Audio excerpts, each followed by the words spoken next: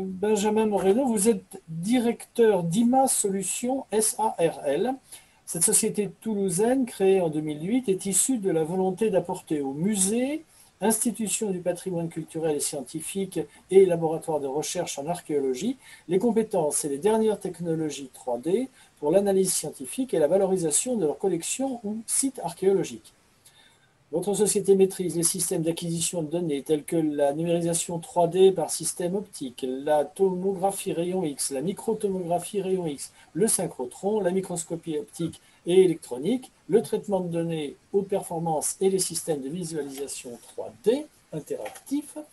Votre société répond à l'ensemble des besoins des musées internationaux pour la numérisation 3D et la valorisation de leurs collections. Là, j'avoue que c'est une immense curiosité avec laquelle on va vous écouter.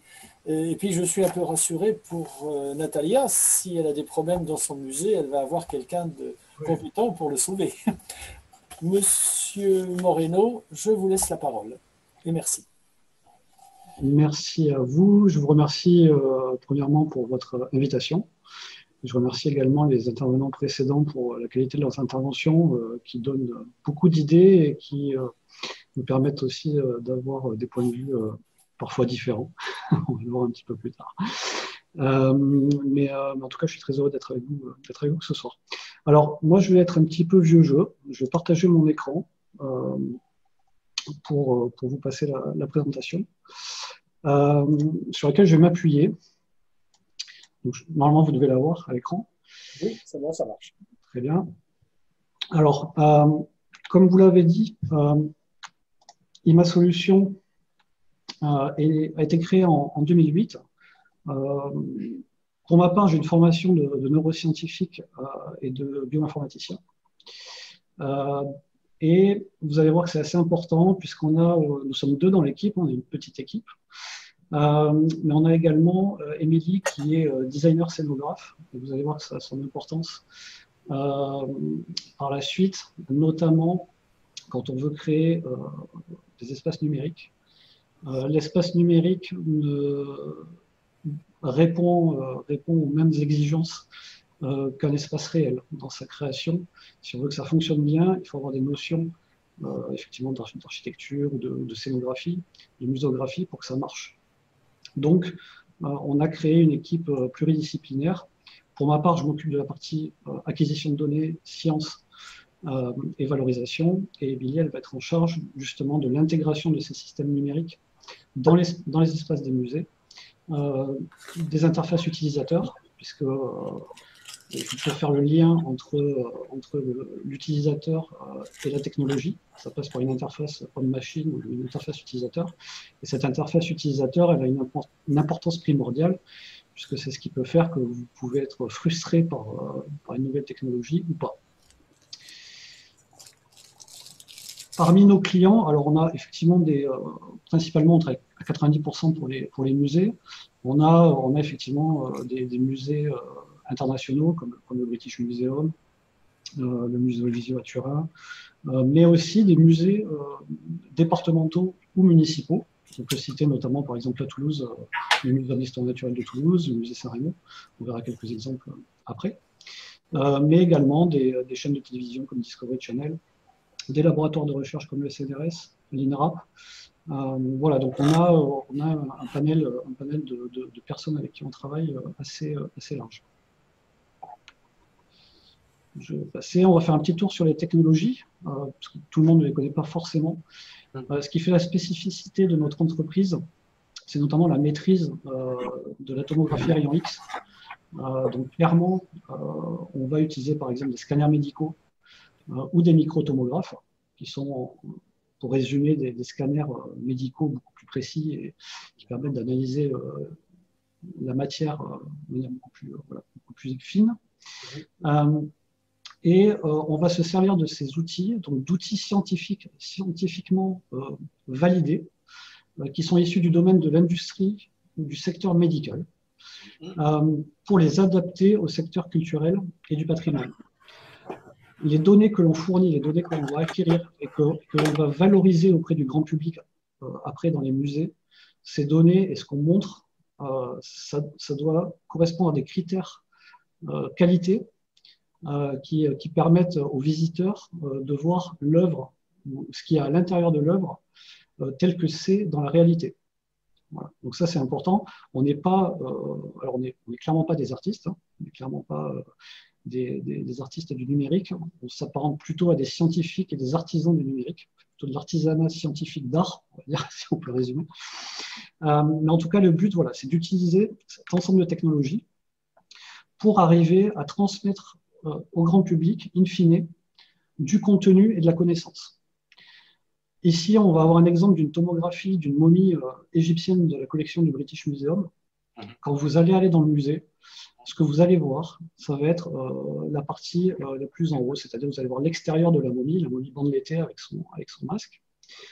Tout ce qui va être à l'intérieur de cette momie n'est pas visible. Ça, c'était ce qui vous était présenté il y a 5 ans au British Museum. Aujourd'hui, ce que vous allez voir, c'est bien sûr la momie réelle dans la collection, mais vous allez également avoir, grâce au numérique, accès à l'intérieur de cette momie et à l'ensemble des découvertes scientifiques qu'on a pu faire sur cette momie, à savoir les techniques de momification, les techniques d'embaumement et les pathologies dont ces personnes pouvaient souffrir à l'époque. Donc, via ces nouvelles technologies de captation de données scientifiquement valides, on va pouvoir augmenter le contenu disponible au sein des musées ou sur Internet ou sur d'autres médiums. Mais en tout cas, l'idée, c'est vraiment de se servir de cette technologie pour augmenter le contenu, les connaissances et améliorer la pédagogie au niveau de l'exploration de ces collections. Je vais passer rapidement sur la partie surfacique. Donc ça, c'est les scanners 3D qu'on utilise. Donc ils sont issus aussi, ça c'est des outils qu'on va utiliser notamment dans le secteur, par exemple, aéronautique, du contrôle qualité, du reverse engineering. C'est des outils nous, on va adapter pour la numérisation 3D d'œuvres d'art ou de fossiles, comme on le voit ici. Du scanner 3D longue distance qui va nous permettre de récupérer des monuments, des bâtiments en 3D avec une précision millimétrique. À l'origine, ce type d'outil est utilisé notamment par les géomètres experts pour tout ce qui est relevé du bâti ou des ouvrages d'art. Nous, on va l'utiliser pour digitaliser des œuvres monumentales ou des sites archéologiques, par exemple. On a aussi tout ce qui va être captation 360 degrés haute définition. Alors là, sur quelque chose qui va être un petit peu plus classique, on va rester sur de l'image, mais en très très haute résolution, on va atteindre par exemple des définitions de l'ordre du gigapixel, de plusieurs dizaines de gigapixels. C'est ce qui va vous permettre de pouvoir zoomer par exemple avec un très haut niveau de définition dans une œuvre, ou de visiter une exposition de manière virtuelle sur Internet. Ici, c'est un exemple. Alors, vous pouvez notamment aller voir cette exposition. C'est l'exposition Visigoth, roi de Toulouse, qui est actuellement présentée au musée Saint-Rémy. Vous pouvez, elle n'est pas accessible, hein, bien sûr, actuellement, mais elle est disponible en ligne. Donc, vous pouvez visiter l'exposition Visigoth du musée Saint-Rémy sans vous déplacer de chez vous. On va voir qu'on conçoit. Alors, pour être honnête, nous, on a du mal à considérer que le musée réel va disparaître. On ne voit pas les choses comme ça, on voit les choses plutôt comme une expérience globale de pré-visite, de pendant la visite et de post-visite. Pré-visite, vous allez pouvoir, par exemple, si je prends le cas d'un professeur des écoles, il va pouvoir préparer sa classe et ses élèves à une visite qu'il va faire au sein du musée. Il va pouvoir la préparer en amont, en ayant ces ensembles d'outils numériques. Ils vont faire la visite en ayant au sein du musée d'autres outils numériques, notre expérience. Et ensuite, après la visite, s'ils veulent revenir approfondir certains points, ils pourront le faire grâce à la visite virtuelle à contenu enrichi. Il y a un exemple assez frappant dans cette exposition. Il y a par exemple le bréviaire d'Alaric, ou le sceau d'Alaric, qui est une toute petite bague avec une entaille gravée de manière très très fine. Si vous allez dans l'exposition pour voir ce sceau, vous aurez énormément de mal à en voir les détails. Si vous allez par exemple sur la visite numérique, la visite virtuelle, on a des captations en très haute définition de cette entaille et vous pourrez zoomer à volonté pour en apprécier toute la qualité. D'autres technologies de valorisation, ça va être tout ce qui va être moteur 3D temps réel. Donc là, on a parlé, il y a eu des évocations effectivement du monde du jeu vidéo. Effectivement, nous, on va se servir d'outils type, par exemple, des moteurs 3D qui sont utilisés pour faire des jeux AAA dans l'industrie du jeu vidéo. On va utiliser, nous, ces outils, mais détournés pour afficher de la donnée scientifique, de gros volumes de données, issus notamment de scanners médicaux. Ici, on a l'exemple d'un corps humain complet que les gens pouvaient explorer, notamment l'ensemble du système digestif, sur une table interactive 3D temps réel, à la Cité des sciences et de l'industrie. D'autres exemples, alors, on a souvent l'image de la visite virtuelle telle qu'elle existait il y a 15 ans. Il faut savoir qu'aujourd'hui, on n'est plus limité, c'est ça qui est intéressant, on n'est plus bridé par la technologie. Et ça, c'est important parce que ce qui va faire la différence entre quelque chose qui marche ou qui ne marche pas, ça va être notre compétence à maîtriser l'interface utilisateur, à intéresser le public. Et c'est plus un phénomène de frustration de technologie qui marche à moitié ou de technologie avec des limites. On a bien sûr la réalité virtuelle. Nous, on l'utilise en interne au niveau de la recherche et du développement. Clairement, ce n'est pas un système qu'on met dans les musées. Alors, ça peut être installé de manière très sporadique lors d'ouverture, d'inauguration.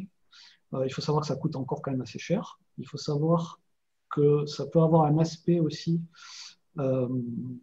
déroutant pour le public, qui n'est pas forcément habitué encore à ce type de technologie.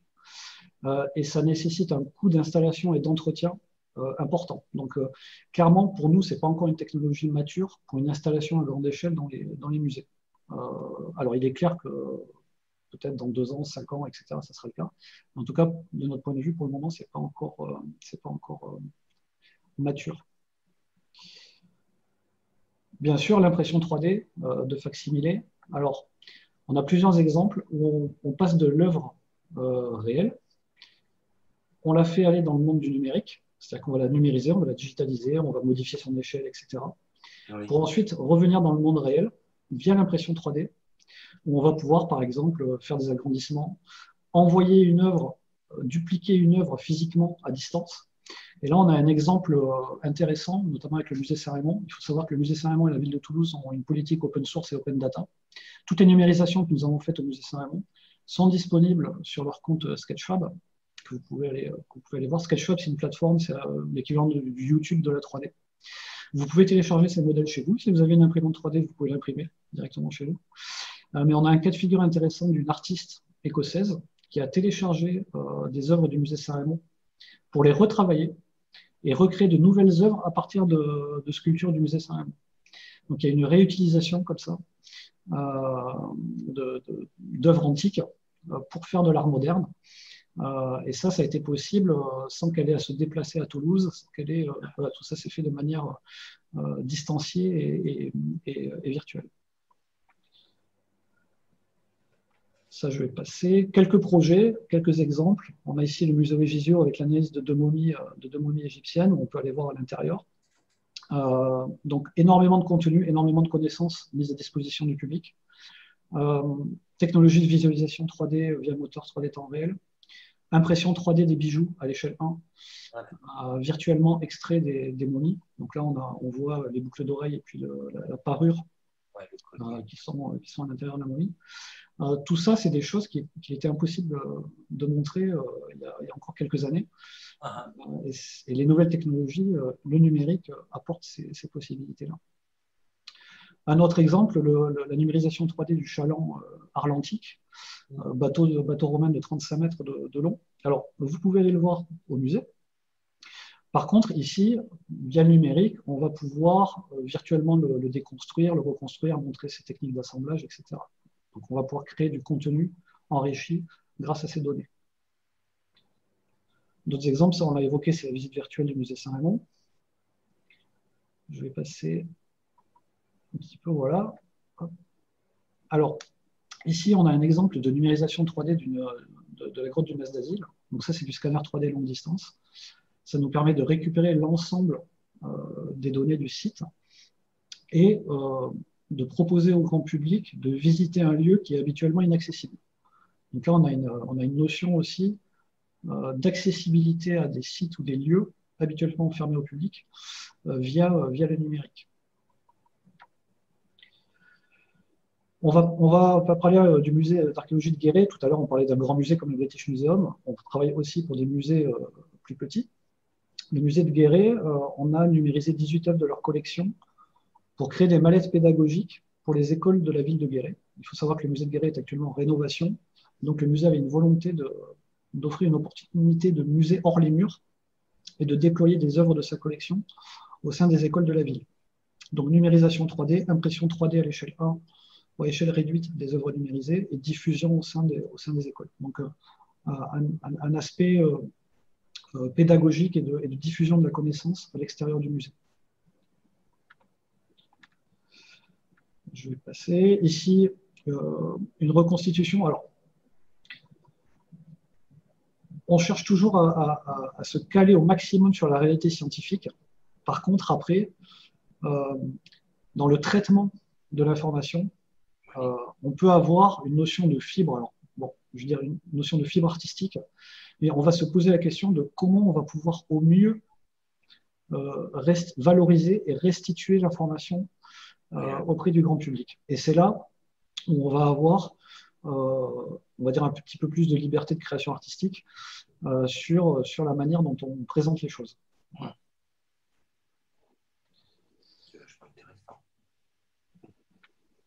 Ici, on a un exemple aussi au musée Saint-Raymond, la vitrine des monnaies, où on met en relation les monnaies romaines avec les bustes impériaux. Très belle idée. Ça, c'est quand vous allez dans le musée, vous avez les monnaies qui sont dans une vitrine et les bustes, bien sûr, qui sont alignés dans l'exposition. Vous n'allez pas pouvoir mettre directement en relation les deux, visuellement. Et donc là, il y a une borne qui a été installée sous les monnaies. Et cette borne vous permet, en fait, de matcher les profils frappés sur les monnaies avec les profils des modèles 3D des bustes des empereurs.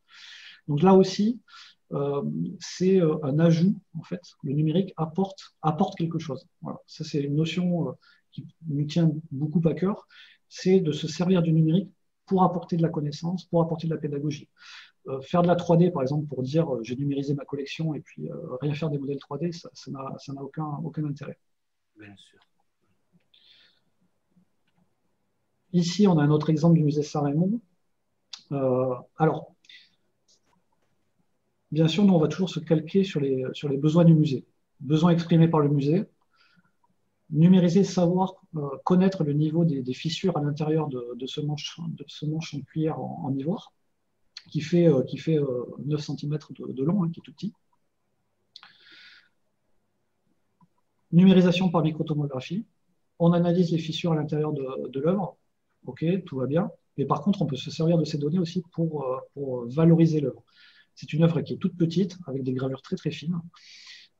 Et donc l'idée, ça a été de se servir de ces données du microtomographe pour générer un modèle 3D haute résolution, qui a ensuite servi à réaliser une impression 3D à un agrandissement x3, qui est installé au sein du musée, à côté de l'œuvre. Et là, les gens peuvent toucher, manipuler, les enfants peuvent toucher, manipuler l'œuvre et mieux l'appréhender. Voilà. On aurait pu aller encore plus loin. Alors, ça, ce n'est pas nous qui le décidons, puisqu'on a une politique de confidentialité et puis de restitution des données pour les musées.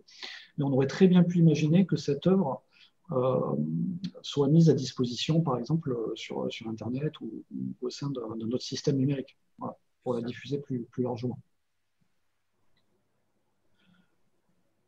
Un autre exemple où là, on part sur un documentaire pour Discovery Channel sur Elephant Man, dont le squelette est conservé au Royal London Hospital.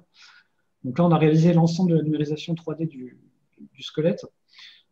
Et la volonté de la chaîne pour le documentaire, c'était de le reconstituer numériquement.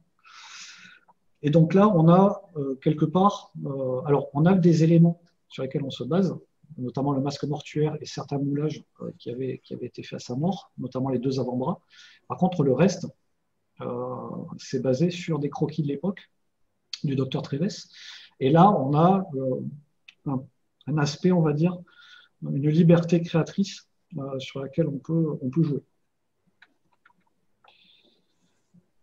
Numérisation 3D d'œuvres pour le British Museum. Là aussi, œuvres numérisées qui ont servi à la création de contenu numérique pour 2 expositions qui ont été envoyées en Inde et en Asie, où le numérique vous permet par exemple de visualiser sous tous les angles les œuvres qui habituellement peuvent être protégées sous des vitrines et vous ne pouvez pas tourner autour, etc. Donc ça vous donne un petit peu plus de liberté.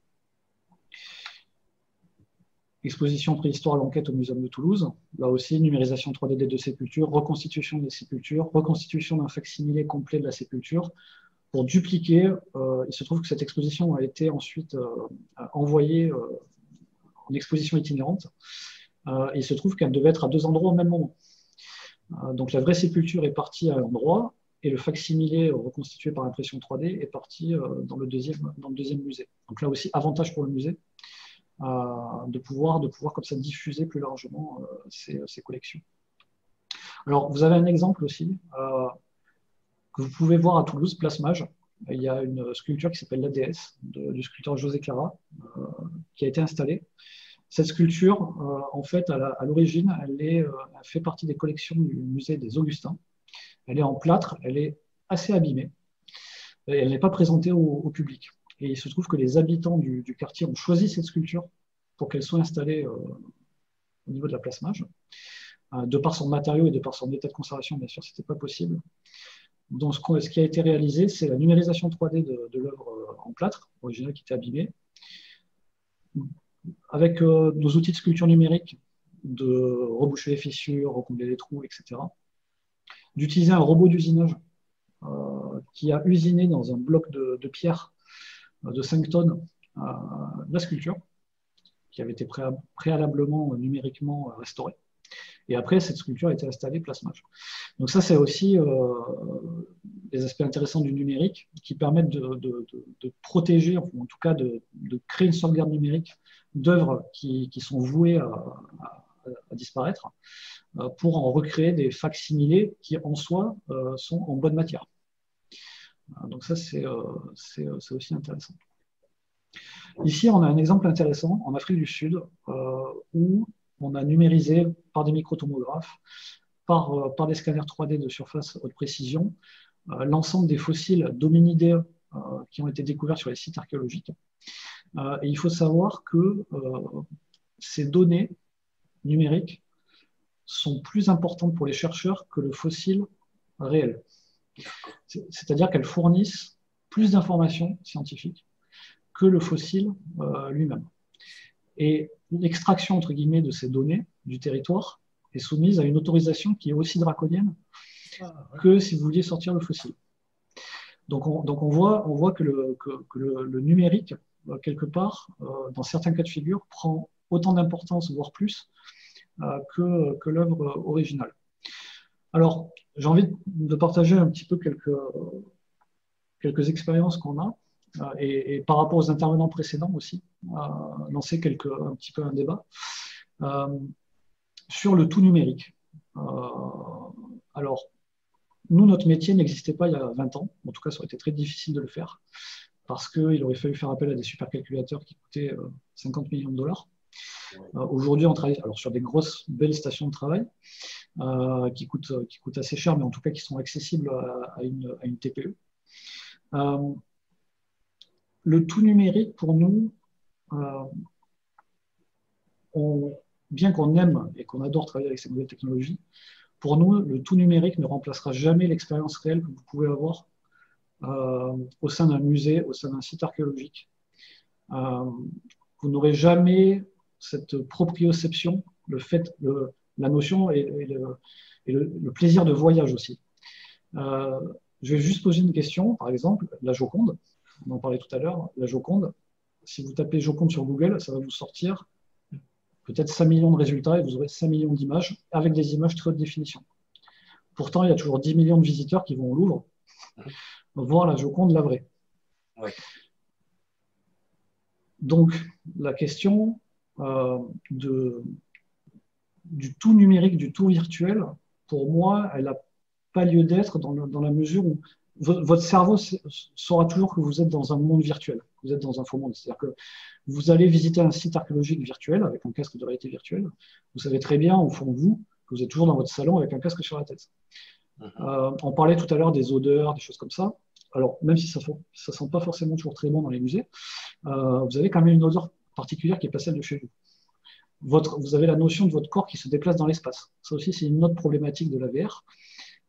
Quand vous êtes avec un casque de réalité virtuelle sur la tête, alors il y a certains systèmes qui vous permettent de vous déplacer dans une zone de 20 mètres carrés, 30 mètres carrés, mais en tout cas, vous n'avez pas cette notion de proprioception de votre corps qui se déplace dans un espace, du ressenti que vous avez d'un volume architectural, et quelque part, l'être humain aussi a toujours envie de découvrir le vrai, l'œuvre authentique, j'ai envie de dire. Et ça, pour nous, le numérique, à notre avis, ne le remplacera pas. Ou en tout cas, pas aussi bien que si vous le faisiez réellement. Par contre, le numérique peut apporter un plus. Alors, pas dans tous les cas de figure, mais en tout cas, dans beaucoup de cas de figure, peut apporter plus de connaissances, plus de pédagogie, plus d'accessibilité. Mais là aussi, sur les notions d'accessibilité, il faut faire attention. Ça peut être aussi un élément différenciant. Il faut savoir que nous, on est confronté à des problèmes très terre à terre. L'installation, par exemple, de systèmes numériques dans les musées, il y a des musées qui n'ont pas de réseau Wi-Fi, vous ne captez pas Internet dans les salles. Il y a beaucoup de gens, de Français qui sont dans des zones blanches, qui n'ont pas un accès à Internet correct. Et donc, ça peut être aussi un élément discriminant. Le numérique peut être aussi un élément discriminant. Et ça, c'est aussi important de le garder à l'esprit. On parlait des casques de VR, vous avez 10% des gens qui n'ont pas de vision binoculaire. Donc, ça veut dire que si vous faites de la VR, vous avez 10% de vos visiteurs qui n'auront pas cette capacité à voir la 3D et à voir la profondeur. Donc, il faut toujours faire attention. Alors, les nouvelles technologies, c'est toujours très bien, mais par contre, il faut les utiliser à bon escient et en connaissance de cause. Voilà. C'est passionnant, c'est vrai. Merci beaucoup, en tout cas. Et vraiment, on a découvert des possibilités incroyables de mesurer, reproduire et donner à disposition du public, c'est-à-dire élargir la connaissance de manière formidable. C'est vrai que ça ne remplacera jamais la réalité, mais enfin, c'est quand même bien de pouvoir mettre à disposition de beaucoup de gens des choses qu'ils ne pourraient pas approcher autrement. Alors, sachez qu'on ne travaille pas que pour des musées non plus, on travaille principalement pour des musées. Compris, oui. Je l'ai bien compris. Mais vous voyez, l'éléphant qu'il y a derrière moi, c'est un éléphant qui est issu du domaine alors au départ d'une création artistique d'un artiste contemporain qui s'appelle François Vandenberg, qui est de la région, et avec qui on travaille notamment à l'agrandissement de ces sculptures, et qui nous a fait un cadeau magnifique puisqu'il nous a offert le modèle usiné, que nous avons fait usiner en 3D en mousse polyuréthane et qui lui a permis ensuite de repartir sur une technique traditionnelle de fonderie bronze. Ouais. Voilà, donc on travaille aussi pour des artistes contemporains. D'accord. D'accord. Merci beaucoup.